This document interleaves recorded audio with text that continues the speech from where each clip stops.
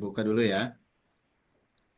Baik, bismillahirrahmanirrahim. Assalamualaikum warahmatullahi wabarakatuh. Selamat siang semuanya. Ya, saya bersama dengan Bu Nur, kemudian peserta sidang Mbak Luki kamera, salah ya, Mbak Luki Pratiwisari. Iya, Ya, betul Bapak.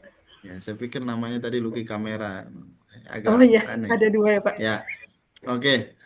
Baik, terlebih dahulu Mbak Luki, memang Mbak Luki ya panggilannya? Apa Tiwi? Iya, betul Bapak. Luki aja, bukan Pratiwi. Oh, Luki, oke. Mbak Luki, terlebih dahulu tugas akhirnya di-share di kolom chat agar bisa saya Oh, baca bersama dengan Bu Nur. Kemudian dilanjutkan nanti membacakan lembar orisinalitas sambil share screen yang sudah ditandatangani di atas materai ya. siap. Oke, baru dilanjutkan dengan presentasi. Oke, Oke Bapak. silahkan.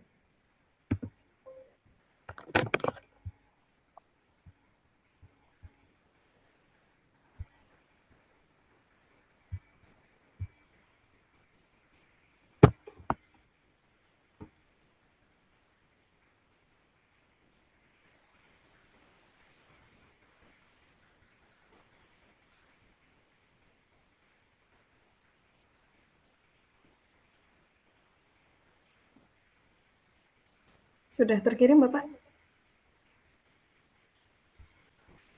Oke, sip, udah masuk. Siap. Silahkan lanjut membacakan lembar orisinalitas ya. Siap Bapak.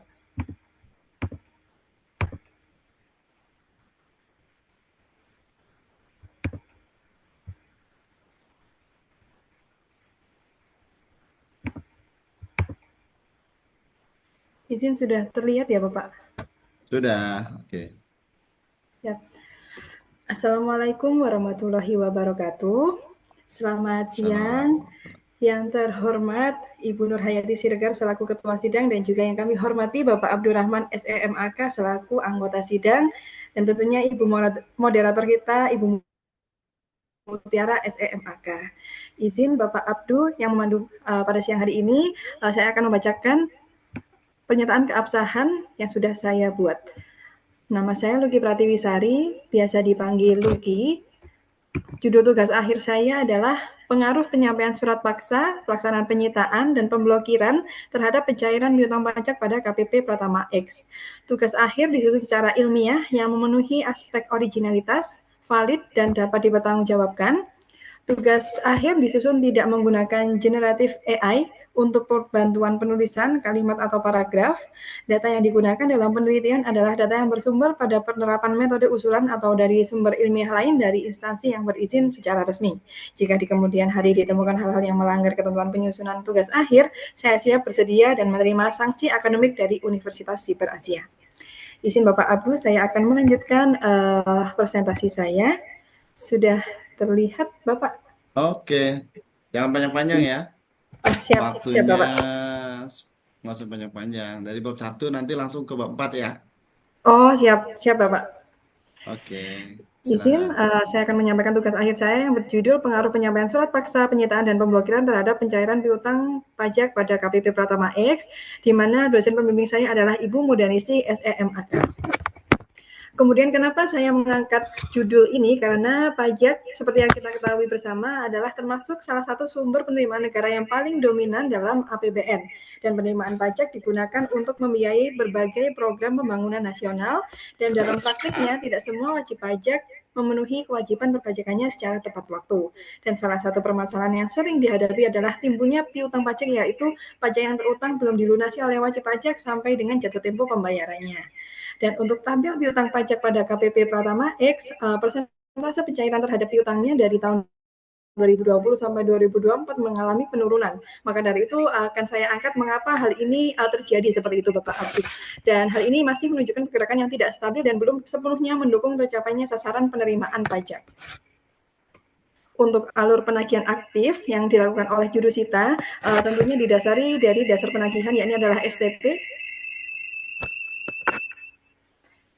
SKB, KB, SKB, KBT, dan yang lainnya. Kemudian jika tidak ditanggapi wajib pajak akan dikirim surat teguran.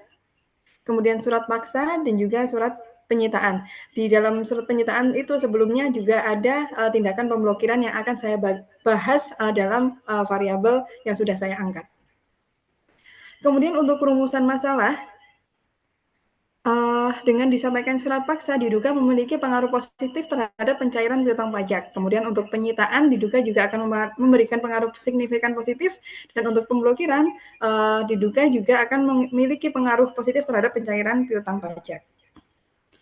Untuk batasan masalah, penelitian ini hanya membahas penyampaian surat paksa, penyitaan, pemblokiran, dan tanpa membahas kegiatan lain di luar ini. Kemudian subjeknya adalah KPP Pratama X di Kabupaten Sidoarjo, kemudian periode analisisnya pada tahun 2020 sampai 2024, dan data sekunder yang saya cari adalah dari KPP Pratama X itu sendiri. Kemudian penelitian ini tidak membahas faktor eksternal lain di luar variabel yang telah saya tentukan. Kemudian untuk tujuan penelitiannya adalah untuk mengetahui pengaruh penyampaian surat paksa, penyitaan, pemblokiran terhadap Mbak pencairan Luki, piutang pajak. Mbak Luki, Iya, Bapak? yang dikirim di kolom chat itu PowerPoint ya? Iya, Bapak.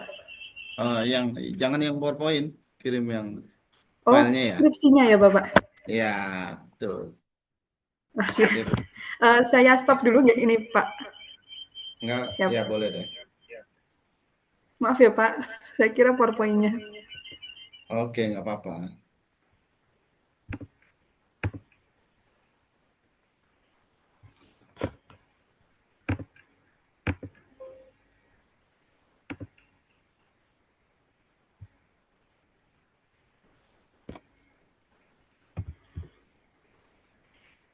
Izin Bapak, penamaannya belum saya edit, itu revisi ke-10 dari Bu Murda. Mana? Penamaannya belum saya ganti, itu revisi ke-10 dari Bu Murda maksudnya. Oh iya, nggak Siap. apa-apa. Atau saya edit dulu ya, Pak? Nggak apa-apa udah. Yang penting saya bisa lihat filenya. Oh, siap. Saya izin lanjutkan ya, Pak. Oke, lanjut.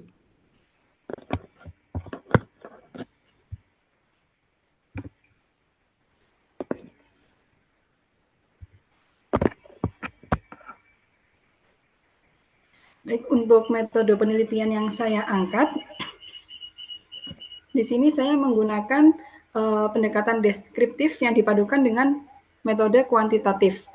Dan untuk hipotesanya tentunya di sini saya ingin yang berpengaruh positif dan signifikan. Jadi untuk X1, X2, X3-nya dan tentunya H1, H2, H3-nya, penyampaian surat paksa, penyitaan dan pemblokiran berpengaruh positif dan signifikan terhadap pencairan piutang pajak. Seperti itu. Kemudian untuk landasan metode, ini grand teorinya Bapak, teori penerimaan negara, dan kerangka konseptualnya seperti ini.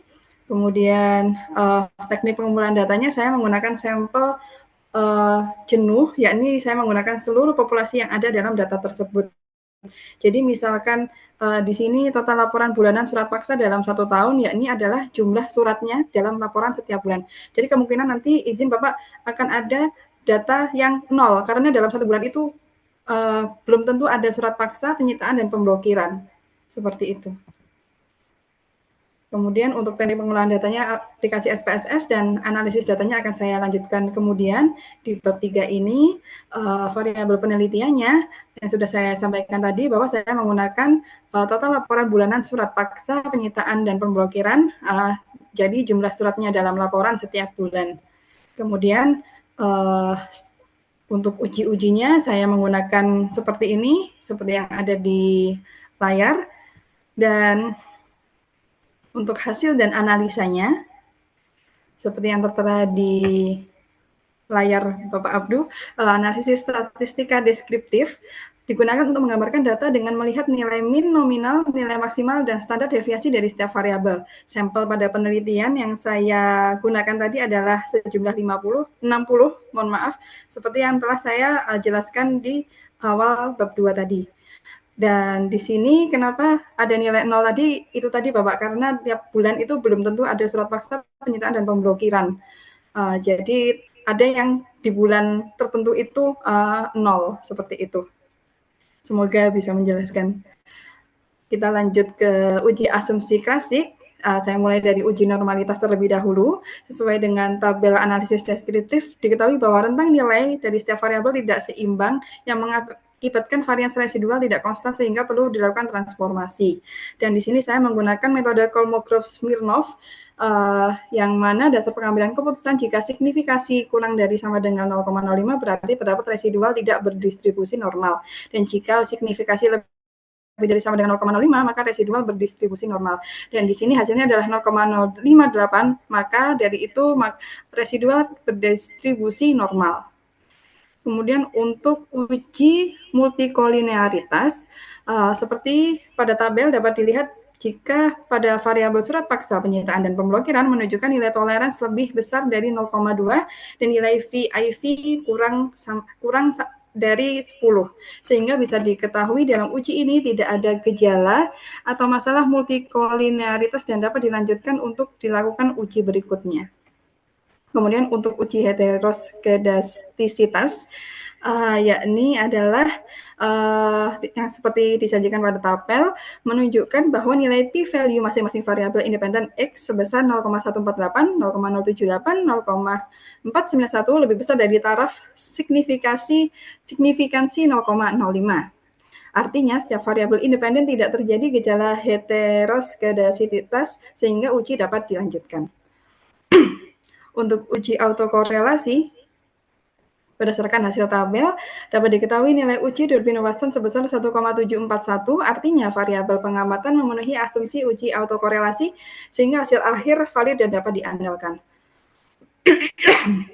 Dari hasil analisis regresi linear berganda yang disajikan seperti pada tabel, dibentuk sebuah persamaan seperti berikut, yang artinya jika penyampaian surat paksa meningkat satu satuan, maka pencairan piutang pajak akan meningkat sebesar 0,762, dan jika penyitaan meningkat satu satuan, maka pencairan piutang pajak akan meningkat sebesar 1,282, dan jika pemblokiran meningkat satu satuan, maka pencairan piutang pajak akan meningkat sebesar 2,389.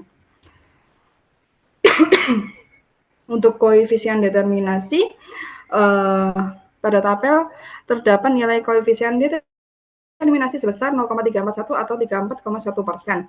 Hal ini menunjukkan bahwa penyampaian surat paksa penyitaan dan pemblokiran sebesar 34,1% itu mempengaruhi pencairan piutang pajaknya, sedangkan 65,9% lainnya dijelaskan oleh variabel lain di luar model dan tidak dapat terdeteksi dalam penelitian yang saya lakukan ini. Kemudian untuk uji hipotesis Bapak untuk uji parsialnya, diketahui nilai p-value X1 sebesar 0,115, yakni kurang dari 0,5, atau nilai T hitung sebesar 1,600, T hitung kurang dari T tabel. Diperoleh kesimpulan H1 ditolak dan H0 diterima.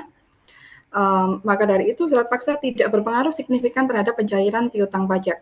Kemudian diketahui nilai p-value variabel X2 sebesar 0,031 dengan nilai p-value kurang dari 0,05 atau nilai T hitung sebesar 2,211, T hitung lebih dari T tabel. Diperoleh kesimpulan H1 diterima dan H0 ditolak, maka pelaksanaan penyitaan berpengaruh signifikan terhadap pencairan piutang pajak. Dan yang ketiga, variabel ketiga, diketahui nilai p-value variabel X3 sebesar 0,05, p-value kurang dari 0,05 atau nilai T hitung sebesar 2,900, diperoleh kesimpulan H1 diterima dan H0 ditolak, artinya pemblokiran berpengaruh signifikan terhadap pencairan piutang pajak. Semakin tinggi pemblokiran, maka pencairan piutang pajak akan meningkat. Untuk uji hipotesisnya, berdasarkan tabel tersebut diketahui bahwa nilai p-value sebesar 0,01 yang 0,001, mohon maaf Bapak, yang lebih kecil dari taraf signifikasi 0,05. Hal tersebut menunjukkan bahwa keputusan yang dapat diambil adalah menolak H0, yang artinya variabel independen secara bersama-sama berpengaruh terhadap variabel dependen. Dan untuk kesimpulan dan saran, kesimpulannya maka variabel penyampaian surat paksa tidak berpengaruh positif terhadap pencairan piutang pajak. Untuk variabel penyitaan berpengaruh positif signifikan terhadap pencairan piutang pajak, dan untuk variabel tindakan pemblokiran berpengaruh positif signifikan terhadap piutang pajak. Untuk saran bagi peneliti selanjutnya, untuk memperluas objek penelitian pada KPP sekaligus menggunakan periode penelitian yang lebih panjang, dan untuk akademisi, penelitian ini dapat menjadi tambahan literatur terkait efektivitas instrumen penagihan pajak. Dan untuk Direktorat Jenderal Pajak itu sendiri dapat meningkatkan keefektivitasan dalam penyampaian surat paksa dengan memperkuat koordinasi antara petugas penagihan dan wajib pajak. Seperti itu. Terima kasih atas perhatiannya.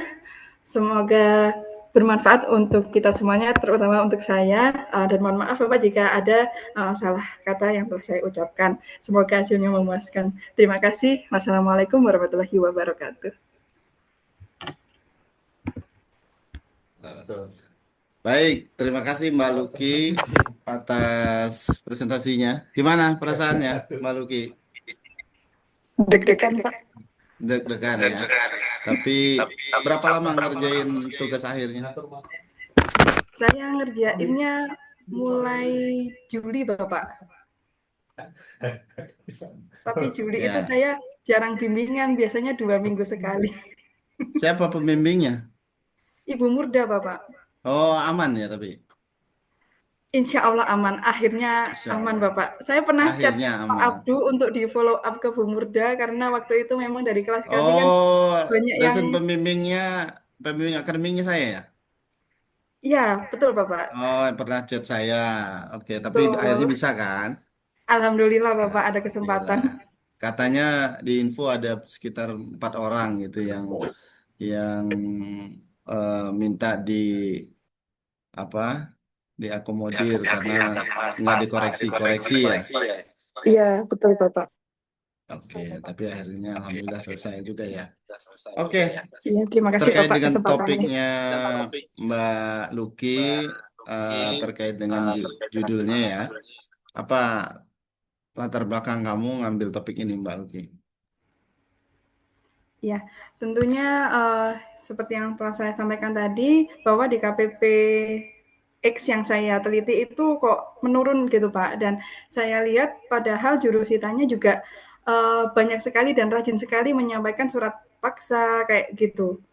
Jadi saya penasaran emang benar-benar efektif atau tidak seperti itu Bapak.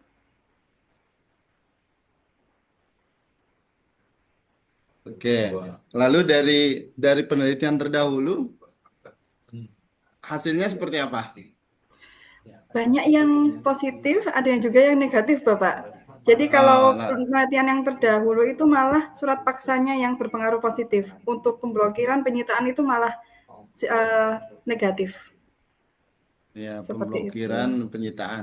Kalau udah Iya, tak jadi bukannya antara pemblokiran dan penyitaan itu satu rangkaian kegiatan gitu ya?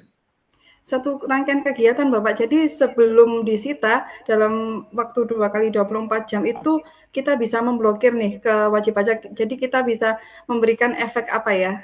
Efek deteran efek namanya untuk Ya, menekan wajib pajak itu biar jadi membayar utang pajaknya karena nanti daripada kita blokir, nah lebih baik membayar utang pajaknya seperti itu, Pak. setelah apa pemblokiran baru penyitaan.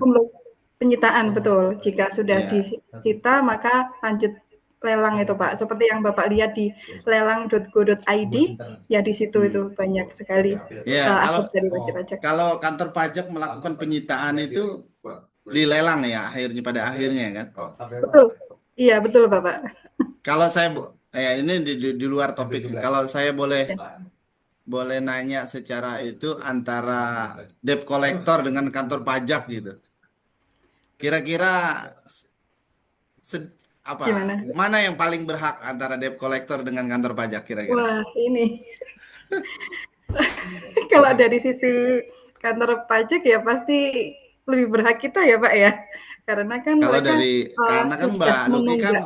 orang dalam selaku orang pajak pasti melihatnya paling berhak orang pajak. Tapi kalau debt collector itu bukankah dia menagih menagih pinjaman yang memang sebenarnya ya haknya debt collector kan? Karena kan dia diberikan surat kuasa. Betul Sedangkan Bapak. kantor pajak orang tidak punya usaha. Kantor pajak hanya menagih orang yang berpunya usaha, kemudian punya eh, sehingga kantor pajak hanya menagih kan seperti itu. Betul. Kadang kita pun juga mohon maaf ya Pak ya, di luar ini kita tuh juga kalah gitu sama bank. Jadi bank itu lebih duluan gitu daripada kita. Biasanya seperti itu sih. Kadang Bang juga apa ya, menyembunyikan gitu kalau boleh jujur. Iya, betul, betul. Ya, ya ini pertanyaan di luar itu aja. Karena Iya, memang kalau dilihat konteksnya kan kantor pajak itu lebih lebih berhak secara undang-undang, tapi betul. eh, eh, secara manusiawi debt collector itu lebih punya hak karena dia menagih haknya sendiri secara walaupun dia ditugaskan oleh badan terkait ya seperti itu. Oke. Lanjut, terkembali ke topik pembahasannya Mbak Luki. Lalu Boleh, Bapak. setelah dilakukan uji statistik, apa yang bisa Mbak Luki simpulkan? Apakah semua hipotesisnya Mbak Luki itu bisa diterima atau gimana? Tentunya tadi yang surat paksa kan berpengaruhnya negatif ya Pak, malah pemblokiran dan penyitaan. Jadi semakin banyak nih surat paksa penyitaan dan pemblokiran yang dilakukan atau disebarkan oleh jurusita, tentunya itu semakin banyak pula pencairan yang dilakukan. Artinya penerimaan pajak di KPPX ini bisa meningkat. Jadi lebih apa ya, rajin dan juga efektifnya jurusita untuk melakukan tindakan penagihkan aktif sih untuk meningkatkan penerimaan di KPPX ini. Jadi menurut saya memang berpengaruh Pak, walaupun tidak sebesar efektivitas kegiatan yang lain seperti yang dilakukan oleh AR, yakni adalah penggalian potensi kepada wajib pajak. Oke, terus secara keseluruhan, berapa persen pengaruh antara tadi itu pemblokiran, kemudian penyitaan, secara uji statistik, berapa persen? R square-nya? R square-nya tadi boleh saya lihatkan ulang ya Pak ya. Boleh, boleh, silakan.